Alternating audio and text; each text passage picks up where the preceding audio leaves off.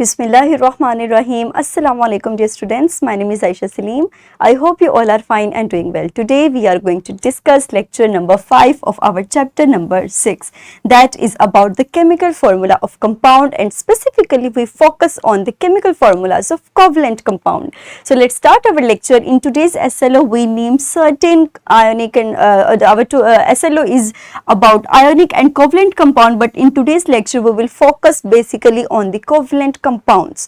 So before starting the lesson, let's revise, let's brainstorm few ideas. Quickly tell me that you know that sodium and chlorine they together form stable salt. So here are the symbol of sodium and Cl is the symbol of chlorine. How do you think that we can represent the table salt using these two symbols? Very good. तो जिस तरह से हमने इन symbols को इस्तेमाल करते हुए table salt के फॉर्मूले को रिप्रेजेंट किया, बिल्कुल उसी तरह हम सिंबल्स का इस्तेमाल करते हुए कोवलेंट कंपाउंड्स को भी रिप्रेजेंट करेंगे. और किस तरह से हमारे पास कोवलेंट कंपाउंड्स के केस में हम सबसे पहले उस सिंबल को लिखेंगे that have less number of valence electrons. Let's understand this with the help of an example. We have two atoms, first one is carbon and second one is oxygen.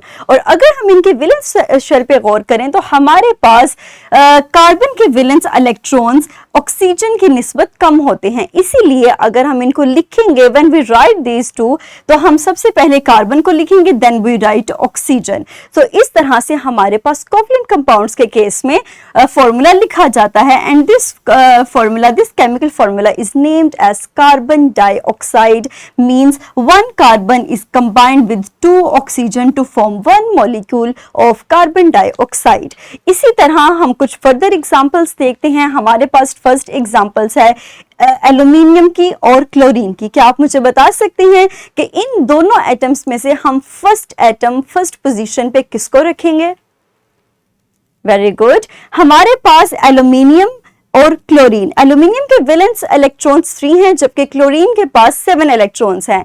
तो चूंकि हमारे पास less number of valence electrons aluminium के पास हैं, तो इसीलिए फॉर्मूले को लिखते हुए हम एल्यूमिनियम को फर्स्ट पोजीशन पे रखेंगे and then chlorine, and these together, और ये दोनों मिलकर हमारे पास एल्यूमिनियम क्लोराइड का फॉर्मूला बनाएंगे.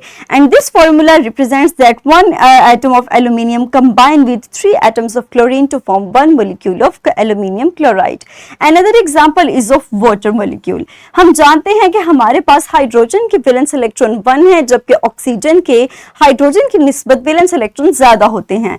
इसी तरह हमारे पास जब फॉर्मूला लिखा जाएगा तो सबसे पहले हाइड्रोजन आएगा एंड देन ऑक्सीजन आएगा, और इसको हम कहेंगे वाटर, यानी dihydrogen monoxide. It means that 2 hydrogen combines with 1 atom of oxygen to form 1 molecule of water. So ये हमारे पास कुछ एग्जांपल्स थी जिनको हमने डिस्कस किया. फर्दर आज के लेक्चर के अंदर हम अपने एक स्किल दैट इज स्किल 6.1 को अचीव करेंगे by making a model for covalent bond. और इस मॉडल को आप बना सकते हैं पेयर्स की फॉर्म में, इंडिविजुअली भी बना सकते हैं और ग्रुप्स की फॉर्म में भी बना सकते हैं. इस मॉडल को बनाने के लिए आप हेल्प ले सकते हैं एक वीडियो से जिसका लिंक आपको इसी वीडियो की डिस्क्रिप्शन में अवेलेबल होगा. आप इजीली उस वीडियो को वॉच कर सकते हैं और इस मॉडल को प्रिपेयर कर सकते हैं. नेक्स्ट हम अपने लेक्चर को समराइज करते हैं. आज के लेक्चर के अंदर हमने कोवलेंट कंपाउंड्स के फॉर्मूले को लिखने का तरीका सीखा, जिसमें हमने देखा कि हमारे पास ऐसा एटम जिसमें less number of valence electrons होंगे उसको फर्स्ट पोजीशन पे लिखा जाएगा एंड सेकंड पोजीशन पे सेकंड एटम को लिखा जाएगा. ये कुछ एग्जांपल्स हैं हमारे पास जिसमें से हमने वाटर, कार्बन डाइऑक्साइड इनको डिस्कस किया. फर्दर एग्जांपल्स हैं हमारे पास carbon monoxide, nitrogen dioxide, nitrogen monoxide, sulphur dioxide and methane, और ये हमारे पास इनके केमिकल फॉर्मूलाज हैं. ये फर्दर कुछ एग्जांपल्स, इनके अलावा हमने एल्यूमिनियम क्लोराइड के एग्जांपल को भी डिस्कस किया था. So here's a worksheet.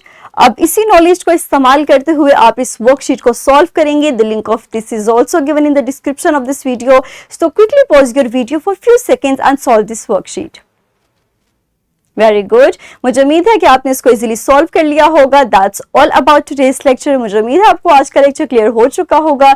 So dear students, अपना ख्याल रखिएगा. Thank you very much and Allah Hafiz.